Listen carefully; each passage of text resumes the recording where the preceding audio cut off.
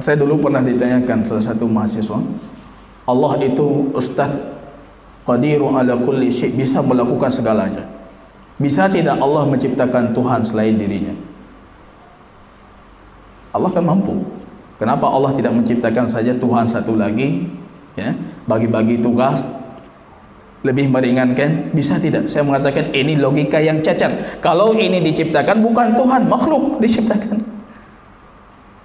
Mana bisa Tuhan itu yang diciptakan? Makhlukun artinya diciptakan. Ini logika yang cacat. Tapi Allah mampu segalanya. Ini tidak berhubungan dengan kemampuan, karena ada istihala lidatihi wa lighairihi, kemustahilan karena lainnya mustahil. Pintu sudah terbuka, Anda suruh buka lagi, itu tidak berhubungan dengan kemampuan. Tidak bisa Anda katakan Anda lemah sekali, itu pintu saja tidak Anda bisa buka, padahal pintunya sudah terbuka.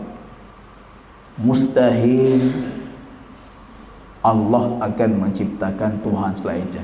Law kana fihi ma alihatan la fasadatan, kalau sekiranya punya dua Tuhan maka akan rusak tatanan segalanya. Saya ingin si fulan mati, yang satu lagi mengatakan saya belum menginginkan si fulan untuk mati. Rusak tatanan.